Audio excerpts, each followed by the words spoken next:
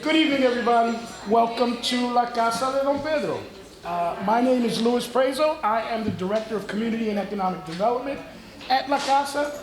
And I'd just like to personally welcome you and thank you for coming out tonight to talk about what's going to happen over the next 10 years. But my job and my team's job is to help facilitate all the discussions that are going to happen after Chris Watson, Director of Planning for the City of Newark, tells you a little bit about the process and what we hope to accomplish. So thanks to the City of Newark, Bloomberg, and what's the other group? WRT? WRT. Our partners in bringing Newark360, all of these planning meetings. This is the last meeting of 10. And again, we want your input. The city wants your input. We want to make sure that your voice is heard in terms of what the city is doing for infrastructure for the next 10 years. So without further ado, Chris Watson, city planner for the city of Newark.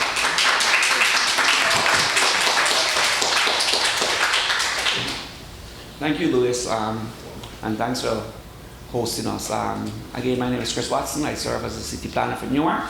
And I want to welcome you guys to what is the last of this stage of the public meetings for our master plan. We've been fortunate to have 10 of these, 2 in every ward, and they were very well attended and some great feedback, and we're hoping tonight's final meeting follow that same cadence. Before I go into a quick presentation, I want to echo the gratitude that Louis also voiced. So first, La Casa del Pedro, for doing a yeoman's job in terms of organizing these meetings in the North Ward and providing us the space to do so. We want to acknowledge that WRT, our lead contract firm here, they have also been doing a yeoman job with their subs and the great work that we've been getting pro bono from Bloomberg Associates. But more so, I would like to also thank the Victoria Foundation for their generosity. It's a positive.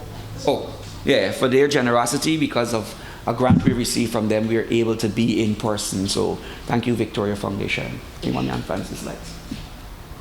why are we here tonight? We're here tonight because statutorily in New Jersey, municipalities of 10,000 or more must produce a master plan every 10 years. Part of the master plan is articulating how is your city growing and how are you accommodating for that growth. What is the new physical form your city is going to take over the period of 10 years to satisfy good lifestyles for your population. What the plan does is that it really sets a vision and a goal, and we want to set that vision and a goal through a community-driven process. So it's a blueprint as to what Newark will look like in the next 10 years. And how we know what that will look like is because eventually from this master plan, we'll be setting land use regulations. So for instance, quick example, you come out of this building and you look left. Well, what is happening there? 3 massive buildings are going up down there. It's going to house over 500 people, right? 10 years ago, someone had the foresight knowing that, hey, more and more Newarkers are going to be living here. How do we build buildings to satisfy their needs? So that's a result of what was planned for in the past, and we see it now. So one of the things, and I come to the side so you can see, oh, this is the wrong side. One of the things that the plan can do is that it will guarantee that the growth we would like to see can happen. What it doesn't do is guarantee that that will happen, right? But at least we know coming up in this public discourse, we can set a future that we will all like to be a part of. And we are working on a very aggressive schedule to get this done. So while this, can you just happen to? Yeah. So we're working on a very aggressive schedule to get this done. So what you see here is telling us that we are here at these community workshops. We are statutorily required to give this plan to the state by the end of September. But whilst we are here, it was no mean representative of the work we've been doing for the past 2 years to get us here. But most certainly all of the data we've been gathering, all of the data that we've been synthesizing, we want to bring that type of evidence to you and value check it. But then also hear from you, like how is Newark working for you? And how is Newark not working for you? And how we can make it be a better place for us all. And then we're here talking about Newark, right? Fun fact, Newark is the third oldest city in the nation, municipality in the nation, the largest in New Jersey. So we have a very long and storied history. And that history started from our indigenous sovereignty to where we are today in terms of our resurgent city. And definitely all of the cascading things that happened before, right? The great white flight to the south, the great migration of African Americans to the north, the friction in the city and the tension in the city went through the 60s, definitely the 67 riots come to mind. But all of these shifts in the city have made us who we are today. So we need to acknowledge that we are old and vibrant city, and we want to ensure that as we project the city's future, we continue on a trajectory of greatness. And Newark is actually growing, and how we know this is that when we examined the last 10 years census, we found that Newark has grown by 13%, and we still remain the fastest growing city in New Jersey in terms of population. And what we're seeing in that growth is some trends, like the white population in the city is shrinking, and so is the African American population. The city is becoming more diverse, and we know that through languages that are spoken at home. We see more of foreign-born population. Shout out to Richard, who came here from Jamaica, right? And more Newarkers are representing that type of movement from other places into the city. And as we grow, right, again, we're more foreign-born, per se, right? Listen to my accent, I'm from Guyana, but I'm in Newark for 15 years, so I'm definitely part of that growth, right? So we're seeing that happening more and more in the city. Please, the next slide. And as we are growing and in diversity, we're becoming denser. And that densification is happening more and more downtown. And we know that densification is a result of all of these adaptive reuse projects we are seeing downtown. So for the older Newarkers in the room, you might remember shopping at the Haynes department store. Today is not Haynes department store, but Whole Foods and Old Vines and a bank and Marcus AP&P and a coffee shop, and then there are people upstairs, right? So more and more of these buildings are being converted into residential uses with some commercial also, and we're seeing the shifting trends of more and more Newarkers living downtown. And another fun fact is that we notice that more and more African Americans are living downtown, and they're coming from the outer wards. They're not exactly coming from other municipalities, but they're moving from the neighborhoods to downtown. And as we take on this wider conversation about Newark's growth, we want to ensure that we are mindful about how we protect this city for its future. So resiliency becomes a big part of the conversation, right? When we think about the 100-year flood or the 50-year flood, that's represented in the blue shades of the map. We know that if we don't do something now, we're creating the next Venice in the West. Fun fact, Venice wasn't built underwater, it actually sank. So how do we prevent the East Ward from becoming the next Venice? I like to say these weekends, I live in Vailsburg. When it rains in Vailsburg, it floods in the East Ward. So how do I prevent that water from coming down? And it's just the type of bold thinking that we need to really accept that we have to protect our city. Not for the next 10 years, but for the next 100 years. And so part and part of this conversation is how we make this city more resilient. And at the end of this all, what comes out of this discussion? What really comes out of the discussion is a new zoning and land use regulation. I like to say zoning is putting colors on a map, right? Because each of those colors represent what can be built on those parcels.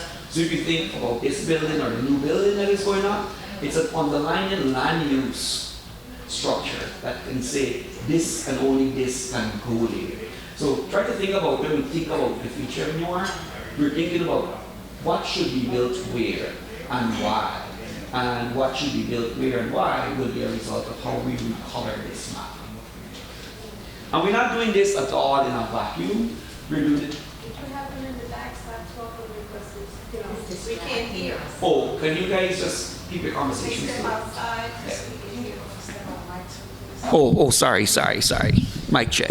Yeah, and so we're not doing this in a vacuum. We're definitely looking at planning in the context of what have we said in the last 10 years in our last master plan our city, our future. And what has happened in the past 10 years after, we've written this document? Well, now we're informed by things like Superstorm Ida, Sandy, like Tropical Storm Ida. Some of us are still wearing our masks, right? What is happening in terms of like increased inequity and rising house costs, and what is really happening in the Black Lives Movement, and how are we protecting mentally enriched Newarkers, right, in this movement. So a lot of taken place since the last 10 years, and we're putting it into context as we plan today. And then also we are leaning on the bold leadership of Mayor Baraka. In 2018, he put forward this document, Newark Forward, where he really challenged us to think about Newark and planning in Newark in bold new ways, and in ways that really represent a city that is collaborative and empowered and safe and driven by equity and driven by a re-education of our citizenry. So these pillars are also some of the things that we are taking into consideration as we go through this planning process. And then we want to ensure that we're not just planning in the Newark context and a very localized context, but we're thinking about where does Newark exist in the context of its region? Where do we exist in the context of the country? So as we grow, how are we growing within Vermilion? Within where do we go to work? And what is the Regional Planning Association is saying that is happening not only in New Jersey but in Connecticut and Philadelphia and in New York? And how does that relate to us? And how we ensure that in our growth we can participate in that growth also.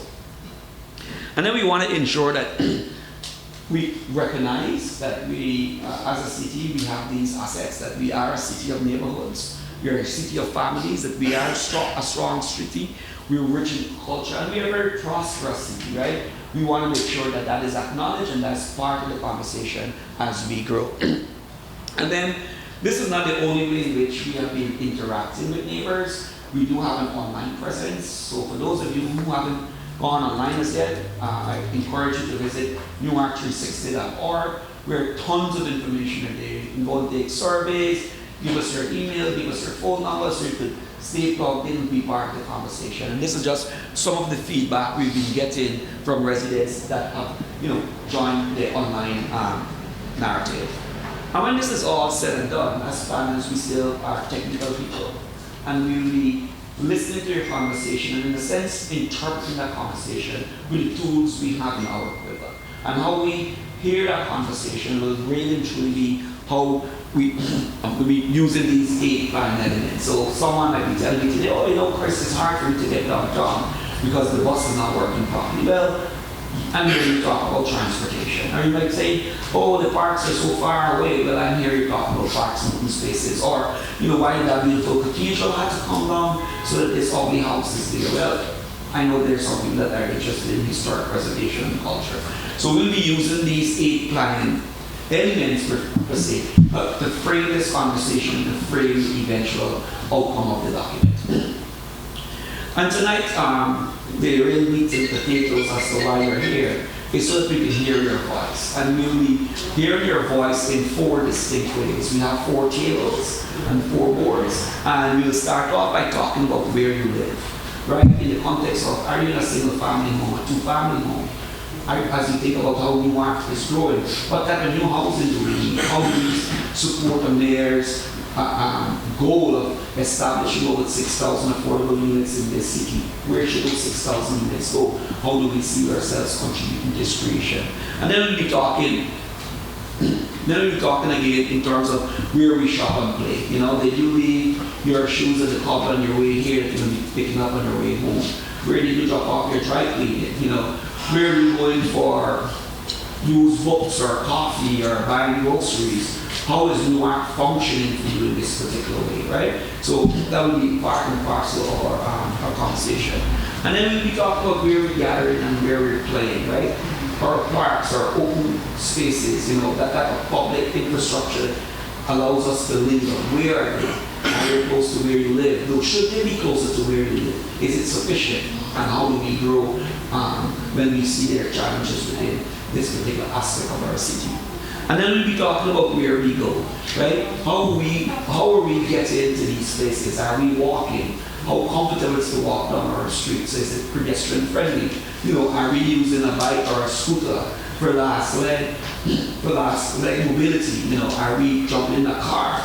What's the level of parking in the city? Should we concentrate on cars or should we be prioritizing public transportation and really scaffolding that? So these 4 buckets per se will really truly be how we will be listening to your voices tonight.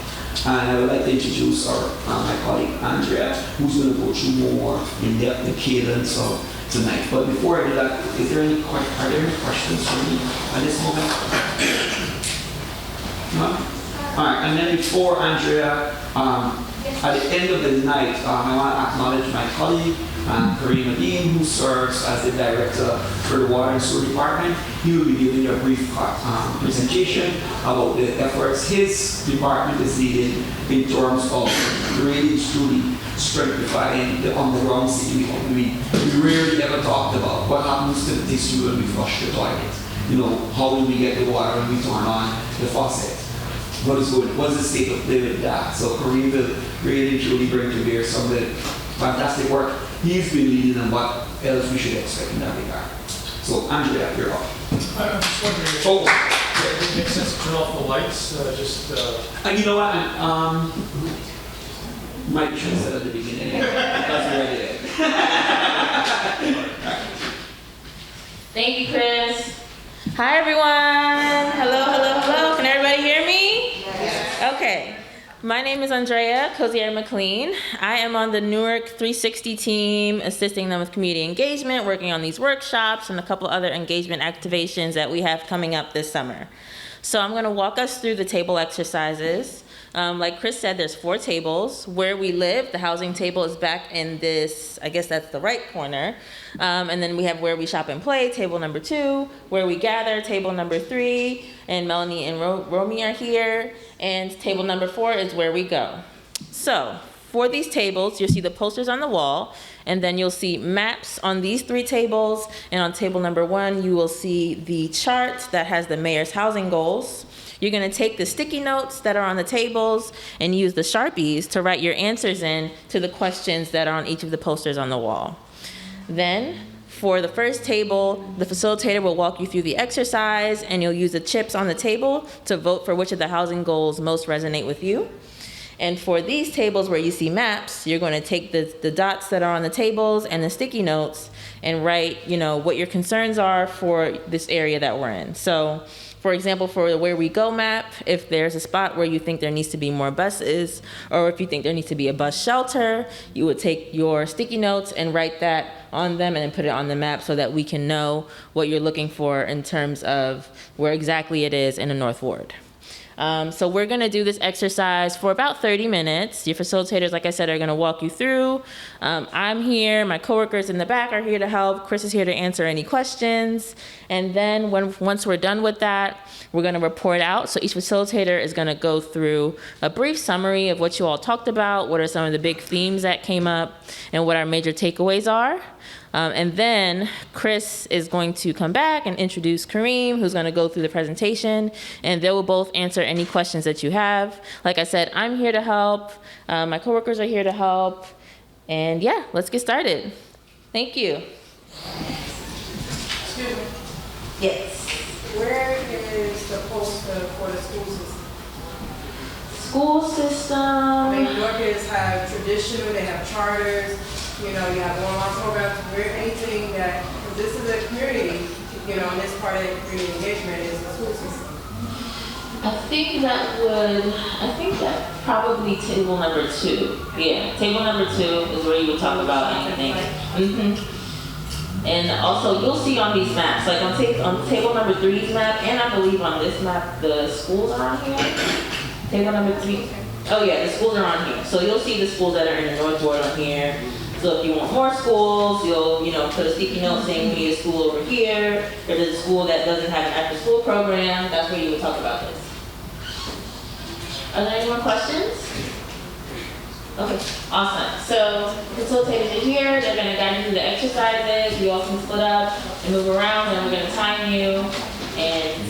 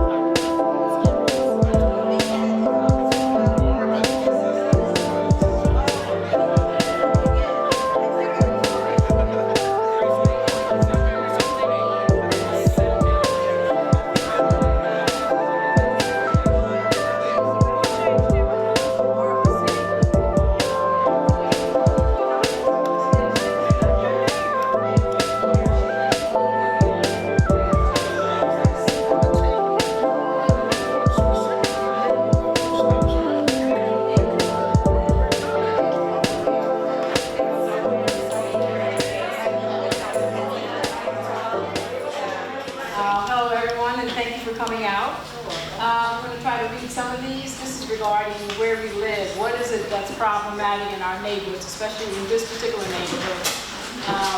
And I live in this particular neighborhood, so I understand some of my neighbors, some of the things they've said. The one where it says, what are some of the big issues with housing in our neighborhood? Definitely drugs and crime. We have too many vacant lots. Garbage, there's a lot of garbage in our neighborhoods. Too many panhandlers. We need more affordable homes. We need our vacant spaces to be used to enhance the neighborhood, like build more housing, safe space, play areas, so forth. Even shopping, we can improve on that. Definitely a lot of crime regarding drugs and people, having people come into our neighborhoods and bring it into our neighborhoods. A lot of homelessness being seen and not dealt with. The next question, where in your neighborhood are opportunities for increased housing? Again, vacant lots is a big issue in our neighborhood. Vacant lots, vacant lots, vacant lots. We need more senior housing, affordable housing, and that's relative. 30% of your monthly income should be affordable. And those are the kind of units we want to see. Fix abandoned buildings, same thing, a lot of rehab. Fix the abandoned properties, make them viable. Increase the tax base by building the appropriate housing, by not building all rentals, build mixed-use units. Tear down the abandoned homes that are just messing up the neighborhoods, take them down. Rebuild, don't wait too long. Put housing on the vacant lots. Put housing on the lots on Broadway and Broad Street. There's a vacant lot next to 39 Broadway by La Casa. So the biggest takeaway here is we have a lot of vacant lots. They're not being maintained. They need to build, and the mayor has his initiative for housing, and this is a good place to start. As far as the mayor's initiative in the bingo game, the first one was we had 9 votes for number 1. 6 votes for number 2, 8 votes for number 3, 7 votes for number 4, and 8 votes for number 5. And these are in your program that you received, so you can follow along and see what they are. Thank you. And those goals, for anybody who didn't get to come over here, is to create or preserve 6,600 affordable homes. So that was number 1. Number 2 is support 1,500 new and 200 existing low and moderate income homeowners. Number 3 is encourage affordable units to be built on all vacant properties. Number 4 is support 10,000 vulnerable and unsheltered households annually. And number 5 is add 3,000 new housing units, market rate and affordable across all 5 wards. Thank you, Dorothy. Okay, so table number 2, Melanie is gonna talk us through where we shop and play. Okay. Hello, everyone. Okay, so the first question was, what is something in your neighborhood that you are proud of? And the main takeaway here is a lot of people mention transportation. They're proud of Newark's transportation. They say that Newark has great access to public transportation. They mentioned the light rail. Access to bus stops. So that was very interesting. And also we have Hispanic restaurants in Newark and the vegetation like flowers and trees, which I also agree. The second question is, how can your commercial corridors like in Bloomfield Avenue, Mount Prospect, Broadway be strengthened?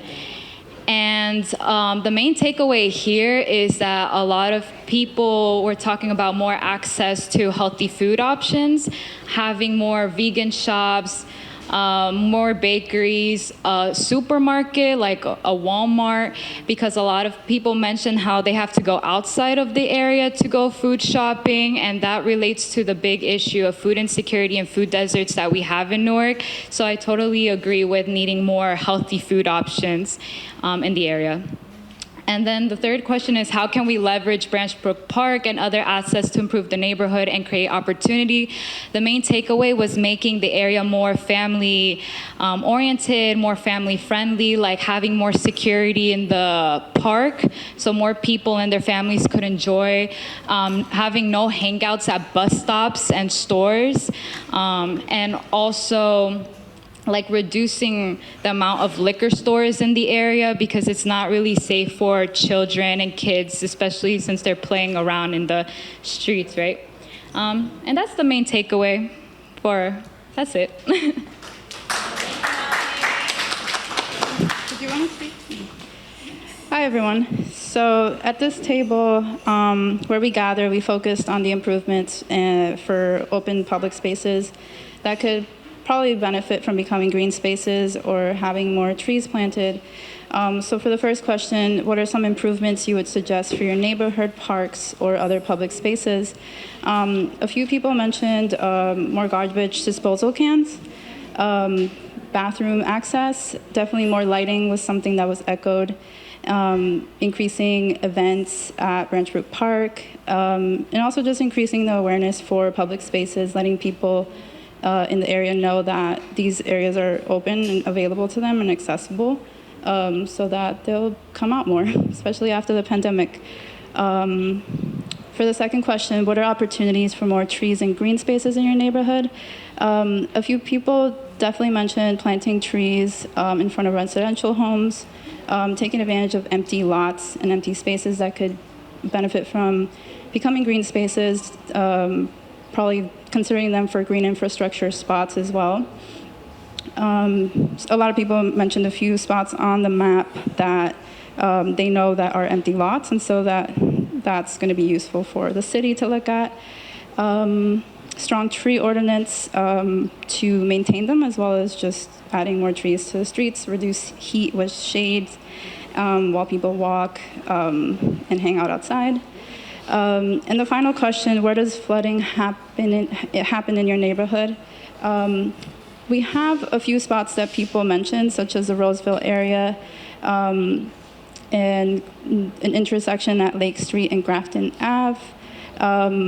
A few people mentioned that there's too much garbage when flooding happens, where it's just flooding around us. And for that reason, some people mentioned having the sewer holes cleaned more often to prevent the draining to be clogged. So I think that's it. Yep, thank you. Yay. Thank you, Romy. Last but not least, we have Luis, who's going to talk about where we go. All right, so on the transportation side and streets, recurring theme was enforcement, right? A lot of the problems that we have, speeders and parking issues, really come down to enforcement. There were some comments about more streetlights, came up a couple of times. There were comments about paving, right? We've all driven down these streets in Newark, and our good friend Kareem Adeem's going to talk about repaving a lot of the streets that have been disrupted with the lead pipe replacement. So Kareem's going to talk about that. He's going to talk about what Romy was talking about as well, the catch basins, right? Keeping them clean to alleviate flooding. Sorry, I deviated from what it is, but Kareem's going to talk about a lot of the stuff that we're talking about here. Snow removal was an issue for some folks. Again, repave the streets. Stop signs, street lights were pretty much recurring themes in terms of how we can improve our streets. What could we do to get around? What would make getting around Newark easier? People talked about more bike lanes. They talk about farmers markets and more maintenance and paving of the streets were recurring themes. More buses on the transportation, the public transportation side, more buses, expanding the light rail into more areas of the city. And again, free rides for seniors and the disabled. So those, again, were the recurring themes that people brought up around transportation. Thanks again for coming, everybody. Thank you. Thank you, Luis. Okay, so now Kareem Adeem is going to come up and he's going to share some of the improvements and accomplishments that the Water and Sewer Department has been working on.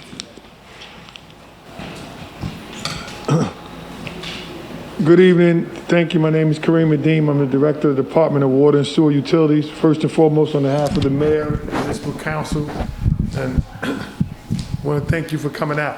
I also want to thank you for your support. The Water Department, we're looked at as a model city right now. The support that we couldn't do it without the community. We're replacing over 23,000 lead service lines, getting rid of lead service lines in the city of Newark. I just want to give you an update on what other projects the Water Department have done since 2014 and what we plan to do, right, our goals for the next, from 2022 to 2026. And that journey starts with, we talk about a lot of potholes and streets that are in disrepair. So in the last 2 years, we've paved about 60 miles of paving all throughout the city, all 5 wards. Right, we only paved from April to mainly October. The last 2 years we were able to go into December because the weather allowed us to pave. When it dropped below 40, we don't do paving.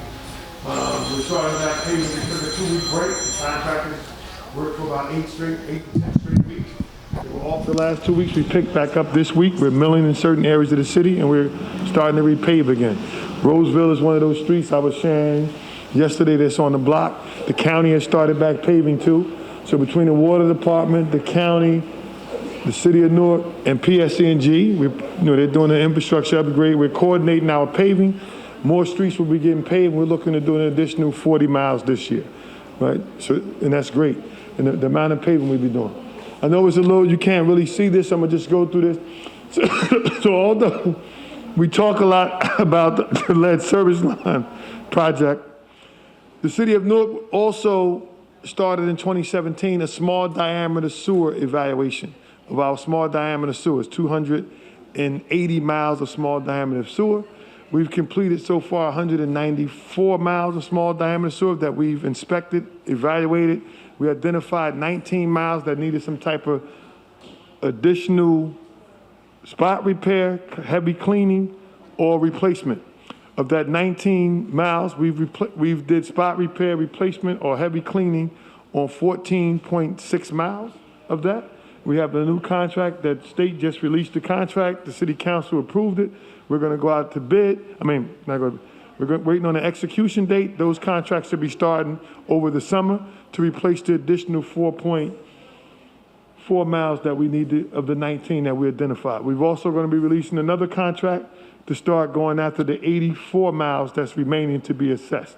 And a part of those assessments, we noticed when we're doing those assessments in a small diameter pipe, we'll find a problem in one area, and once we fix that problem, it shows itself in another area. Water starts to move. You didn't see flooding over there for years, but now it's going to flood over there because the water is now not restricted. It's going to move where it needs to go. And we're happy about that because that allows us to go into those areas and evaluate them and see what's wrong so we can fix it. The city of Newark is also looking for, you can next slide, I'm sorry. The city of Newark is also looking to start a stormwater utility. We want a stormwater utility. When we look at it, it's the impervious versus the pervious surface. We want to make sure that all the parking lots, the parking lots of the impervious areas, right, that we know drain water off, and the non-pervious areas, we want to make sure that they're contributing to the city's sewer infrastructure. We want to make sure they're paying their fair share, right? We come down, we see a lot of parking lots all around the city. And that water comes out, they don't get a water bill, they don't get a sewer bill, but they contribute to the capacity issues in our water and sewer system. As a part of that stormwater utility, we're looking to invest $90 million, right, in green infrastructure, right? We want to put it more green. We want to put more GI. We want to make sure that we give these parking lot owners an ability to make their not only to put a stormwater detention systems to retain water, right, but also make it more greener in the city. So that's some of the stuff we want to do. This is some of the accomplishments. I know it's kind of bad because we can't see. We've completed, we talked about the small, so we've also, over the last 8 years, we've cleaned about 60 miles of water main, cleaned and structurally relined it. We also replaced about 20 miles of water main. The city of Newark is 24.6 square miles. That includes the airport and the seaport. The city of Newark Water Department and the residents of the city of Newark, they own about 39,000 acres of land that spreads through 4 different counties. And the size of that land is 76.4 square miles. So we own land that's 3 sides of the size of Newark that collects our pristine water quality, right? That's what it's called the Newark watershed. That goes up, the biggest part of that land is located in West Milford, Passaic County. We're about to launch a meter replacement program where you can monitor your water use in 5-minute intervals. We're going to start replacing all the meters. Technology has improved. We need to improve along with technology. We need to get out of the dinosaur age. You can monitor your water use, monitor your water bill. You're going on vacation, you can let the water department know, hey, I'm going to be on vacation for 2 weeks. We could turn your water off right from my office, right, and turn it back on when you come home. Which prevents, weather-related issues, your pipe busting, or it also prevents your neighbor hooking up to your, we see this a lot. Your neighbor hooking up to your spigot, he know you're not home, he watering his lawn, and then when you come back, you got a high bill. And you're like, I wasn't home for 3 weeks. I ain't been home for a month. Yeah, but the neighbor knew you wasn't too. Everybody was watering their lawn off of your bill. So that's great. Catch basins. We have about, next slide, I'm sorry. And forgive me if I missed these slides. You could jump to 2 slides, one more. Catch basin, this is one of the catch basin trucks. City has about 4 of these trucks that come out, right? And on any given day, we can have 4 of these trucks in one ward of the city. And we go out and we clean catch basins. We take the debris out of the catch basin that collect the storm inlet on the corner, and we clean the track to make sure it's free. However, during a rain event, we noticed that a lot of times when we come out around flooding, it's not the catch basin that's clogged up with trash inside, it's the trash that you see on the street. That's when it rains, it washes into the street and it gets on top of the catch basin. And right away, it's like a vacuum. It's pulling the trash, it's trying to suck the trash in, but the trash is preventing the water from flowing. And we normally come out and clean it off, and then it disappeared within 5 to 10 minutes. We launched a program in 2017 called Adopt the Catch Basin, right? Where we come out and we help you beautify your catch basin. In your area, we give you a couple of tools. And, during rain events or before rain events, you just, clean the trash up that you see piling up on the catch basin. We do know the street sweeper comes through, right? But sometimes that trash mysteriously appears, right? And it creates flooding events. We've also have a program where we give the cisterns, where you can, your roof leaders, where you can store water, right? To disconnect your water spouts, your downspouts, so it won't overburden your home during a rain event. We've also invested in hiring Newark residents, right? Newark residents that graduated from Newark high schools, that went to colleges in Newark or the surrounding areas, and we bring them back and we hire them in the water department. We have to launch in 2019. We watched the department of, inside our department, we launched the Newark Science and Leadership Academy. And a part of that is we working with the public school system. We bring kids up to the watershed. We bring them out of Newark. We provide the transportation for free. We partner with the school system. And we let them know, we let them visit this 39,000 acres. We bring them into the treatment plant and let them know his careers in science, how they can test water, how we treat water, where the water comes from, all that process. We continue to do that. In addition to that, we work with, we got internships with NJIT and Rutgers Newark in Essex County, where we bring in engineers, chemists, scientists at a young age to help us through the program. Some of the upgrades that we're doing is, we're upgrading our SCADA system. This is an old SCADA system in our water treatment plant. But over the past 5 years, we've did a lot. We've invested, next slide, we invested $43 million, next slide. One more. Oh, I'm gonna stop right there. Can you go back? So we've invested $43 million into our Pequannock water treatment plant. The city's first water treatment plant came online in 1957. We built a brand new one in 1989. And that one that was built in '89, we're bringing it up to the 21st century. I guess we want to be a state-of-the-art facility. We're going to have dissolved air flotation and an ozone facility. Right, we want to treat for the contaminants that we know about now and for future contaminants. As technology get better, we're able to detect, right, contaminants, right, that's coming in the future. We want to make sure we be online. This is one of our large sewers. We finished the large brick sewer program in 2017. You know, this sewer, the large diameter sewers, they go from about 68-inch diameter pipe to 108-inch diameter pipe. So this is how the brick sewer looks, right? It's deteriorated. You see bricks falling, you see water leaking. And when we come and clean it and do a structural lining, the structural lining will last another 100 years, right? And we move all the sediment and debris out of the sewer so it can have a better capacity during rain events to take on more water. This is a neighborhood that flooded for 35 years, the Queens Ditch on Freedom-Heisen Avenue corridor, right there between Motor Vehicle and Weekway Park. We actually restored this ditch for about $5 million, cleaned the waterway out, and gave all those business owners that, relief from flooding from 35 years. Next slide. Some of the projects we do all around the city over the last 8 years.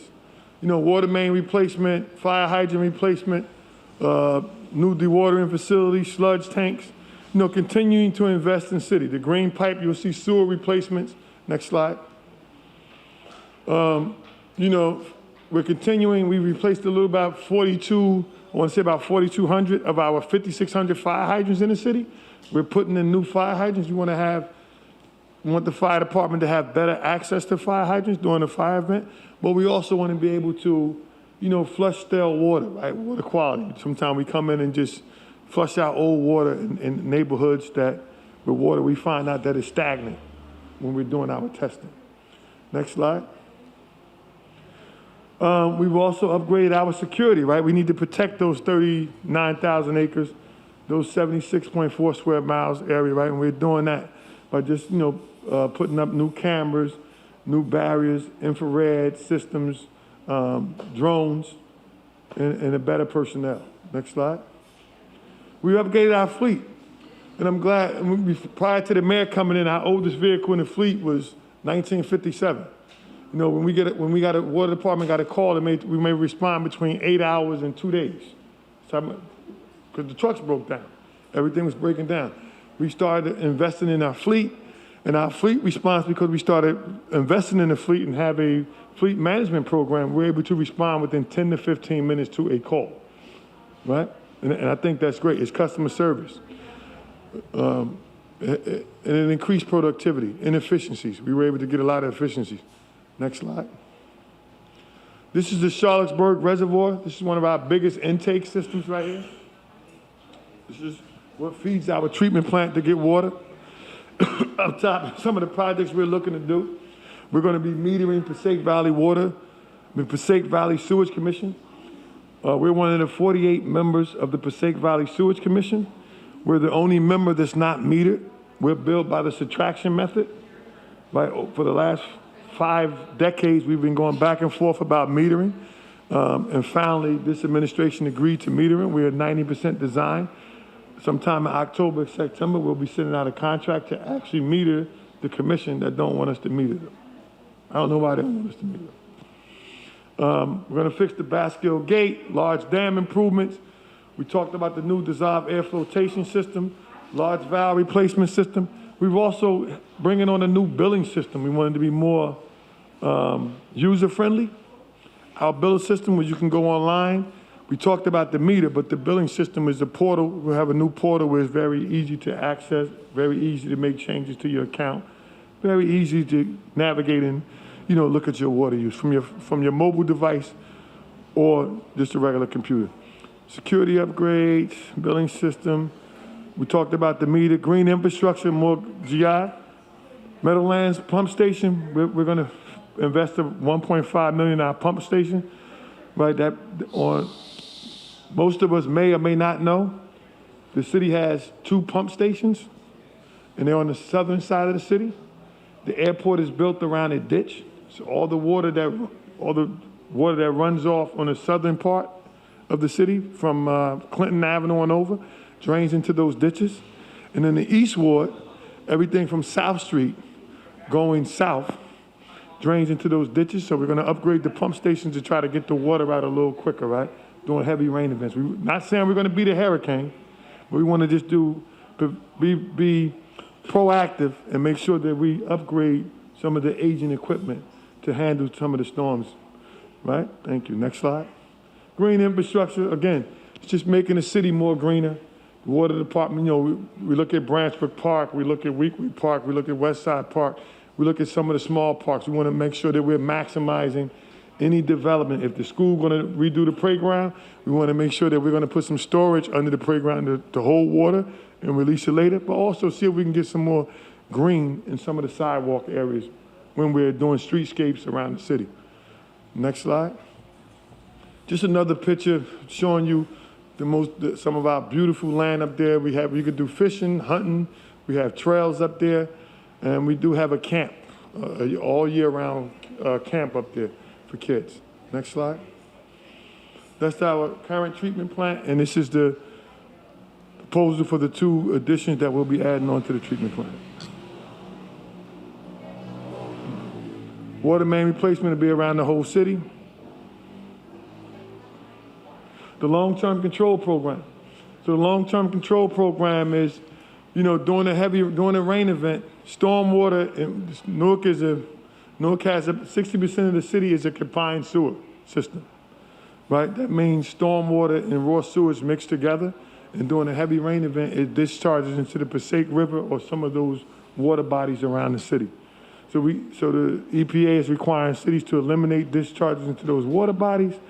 And if Newark was to do it alone, it's going to cost us $450 million. But if we do it on a regional approach, it'll cost us about $135 million. So we're looking to go to the regional approach, right? They want to clean the rivers up, right? And other than that, any questions for me? I'm here for it. Yes, ma'am. I noticed a lot of the budget was listed there. I want everybody to hear me. I'm sorry. I noticed a lot of the budget was sort of listed there. That money's coming from the state? Is it coming from the feds? Where's that money? Good question. So the water and sewer department money comes from the ratepayers, people that pay their water and sewer bills. Right? Comes from the water and sewer bill. However, the infrastructure bill that you see, it doesn't guarantee that they're going to give you 100% of money to do projects. The infrastructure bill tells you to go out, the state gets an allocation of money. I think the state of New Jersey is going to get $1.2 billion. It's not a lot of money for the state of New Jersey, right? The Northeast is big. Over time, the city is going to have to raise water rates, right?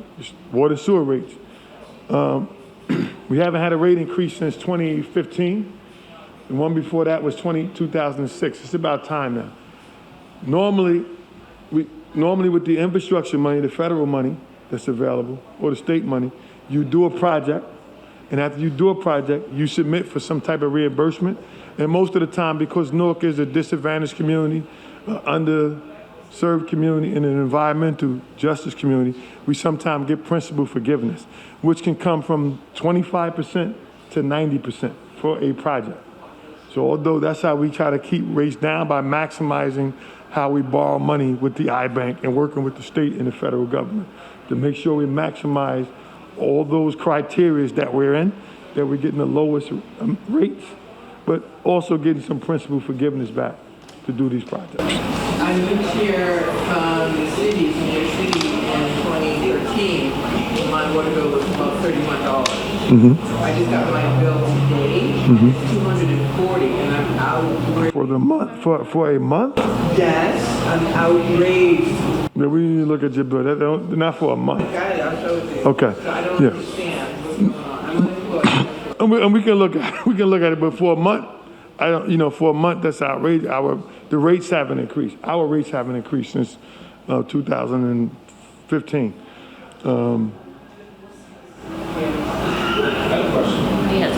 Yes. I'm just curious, we've got an impressive amount of new high-rise development going up, mainly downtown. Is that coming to your planning, or is that? Of course. You asked a great question. So the water and sewer department, and you know, I've talked about this last night in other meetings. We require those large developments that come into the city, we make them pay their fair share. A part of when they go to approval to the planning board, the clause in there say may be required to do upgrades to the water and sewer system. It's my job, when the project come on my desk with my engineering team, we say, okay, you need to replace the water main, right? Capacity. The water main is good for everybody down here, but now that you're building this high rise of this new building, it's gonna be at capacity. We make them replace it and put a new size in, right? We make them clean and replace the sewers. So we make them fix infrastructure. And we'll continue to do that, right? Because they're coming in, getting work that somebody else already paid for, so we want to make sure they're paying their fair share.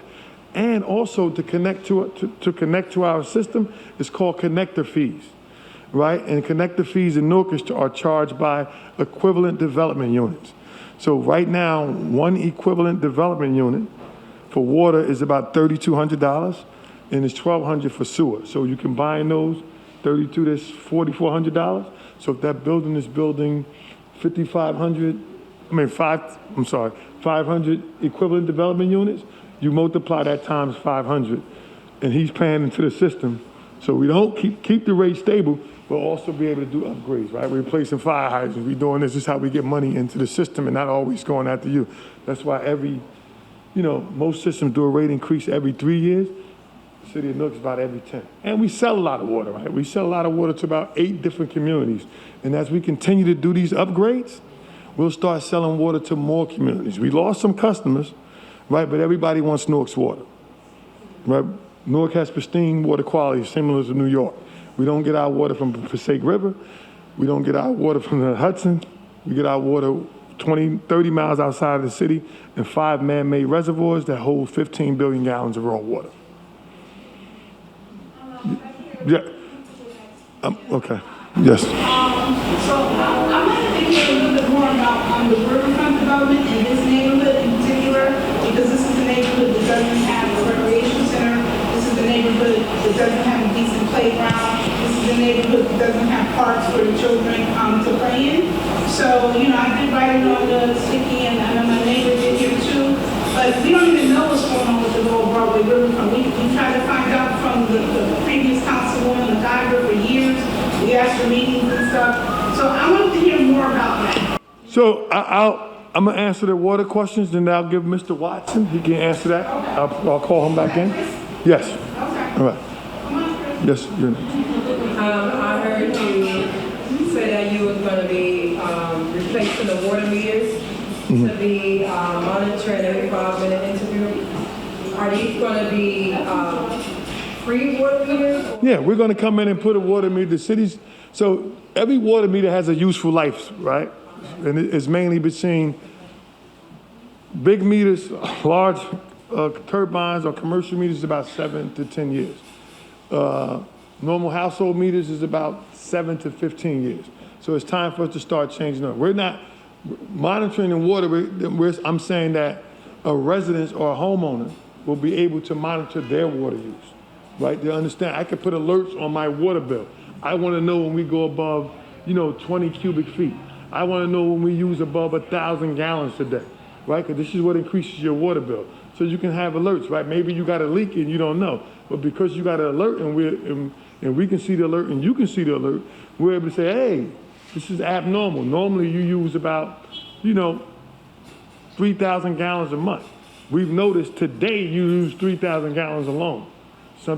Is it a water leak or are you doing something that we don't know? Right? Before you get a big bill, you say, I'm stuck with this $3,000 bill because the pipe busted and I didn't even know. So that's what we wanted. The technology with the meters just allows us to track everything, right, for you and us. We don't want to use, if we're losing water because we may have a leak, right? Even though we put a meter in your house, it'll be able to alert us too, because it got monitors on it, right? Where it's acoustic monitoring, where it's sending out outside of your house to our water system. If we got a leak, that's treated water. New Jersey, they say New Jersey lose about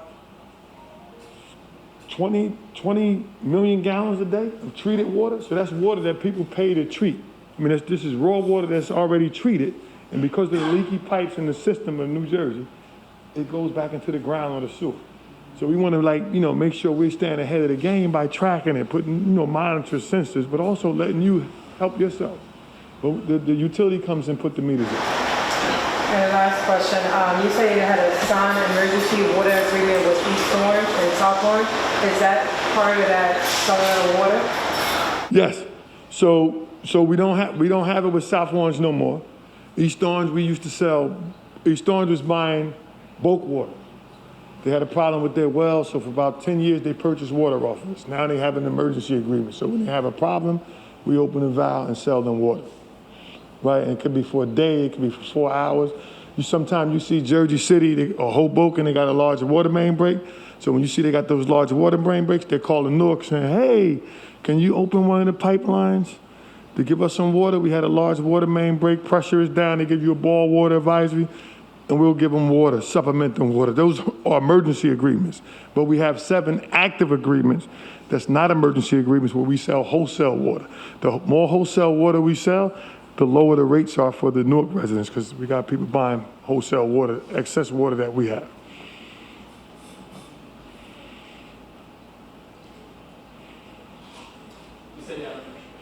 Oh, here you go, Chris. Hold on. Oh, is there anything else for me? When should we be expecting these new meters? We're in design phase. We'll probably be the first quarter of next year when we start putting out meters. We'll have a bunch of community meetings letting you know when we plan to do them. If you want to do a block by block approach, we want to do it efficiently, right? When we come out, similar to how we did the lead service lines and do one whole block at a time, right? Quick question, feedback on that. How would that work in regards to condos? If you have a meter, if you're in a condo unit, your condo unit has a meter that you pay the bill yourself, we'll put a meter in. But if the owner has private meters, we don't touch that. We only put one on the master meter that comes into the building. There's some condos, units that got their own individual meters in buildings, right? And if it's just one major meter that's coming into the house, into the building, that goes to the major owner, whoever, the association, whoever is responsible. It comes to us, though, not through the buildings. So, right. So you probably got a separate meter. Monitor that. Is it online or something? No. If you have if the bill comes to you, you have a separate meter. Okay. We don't build condo associations. We build individual meter accounts in your name. Okay.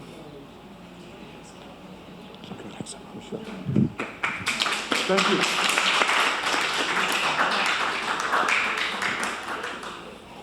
Okay, Chris, so my question was, I wanted to hear more about the waterfront development, specifically here in Lower Broadway. We, there's plans drawn up, everything, we've been working on it. I've been going to meetings for 15 years, trying to get the waterfront developed here in Lower Broadway.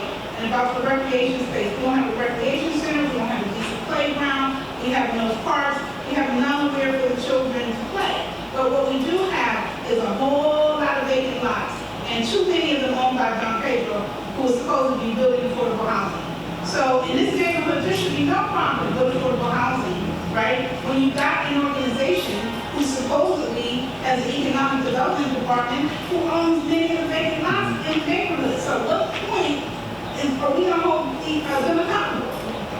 All right. We need parks, we need housing, we got waterfront developers. Yeah, so I can't answer when we're gonna see those things built, right? Because tonight's conversation wasn't to me to fact check what is not happening. It's to say, as you said, you want more parks, you want more housing development. So how that helps what the purpose of tonight's meeting is if you write that down, go to this map right now and make sure we know that, because tonight we were here about the city does hold town hall meetings where we could answer directly those type of questions and inquiries.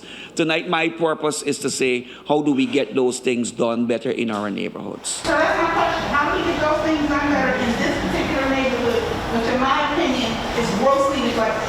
Well, I could answer it this way, right? And I think I said it early on in the conversation. What I can guarantee is that when we zone a city, these things can be done.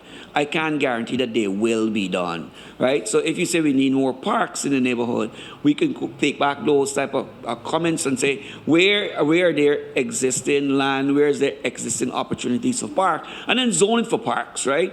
Can I walk out to this room today and say, you know what, in 10 years you're going to see that park? No.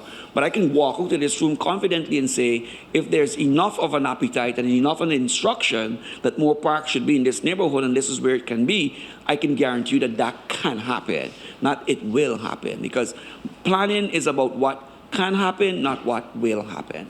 So this process has been very fulfilling. Going to each ward, we went to each ward twice for this process. We had 10 workshops, and we heard a lot of the same stuff. A lot of people want more parks, more after-school activities. Pretty much every ward said they need a free shuttle for senior citizens. We talked about the scooters, we talked about the bikes. So, I think that a lot of the people in the city, even though they're, you might be in the North Ward, might be in the South Ward, but they're all on the same page as far as what Newark needs, and that's been really great to hear. And it's been great to meet people in every ward, and of course, some of our amazing volunteers who came to every single meeting. That's been great as well. Okay, the first thing is a lesson for me because I learned a lot of stuff. When you come in and working for the community, so you want to hear what is the concern. And 360 Master Plan is one of the best workshop I have it because I learn, I'm interactive with the community, and I really heard the concern, what we wanted Newark in 10 years. So we wanted Newark the best place to live because Newark is our home. When you got your home, you working in the same place, you hanging in the place, and you want to see a different change. And that we're here for, to make that change come true. I think, just encourage people to continue the conversation online, Jump onto Newark360.org. You can leave your comments there, fill out surveys. That place is a transparent place where we want to be honest about what this plan is, and you heard it tonight in the meeting. We can guarantee what can happen, but not that it will happen. So this is a moment where New Yorkers can really pencil their future, right?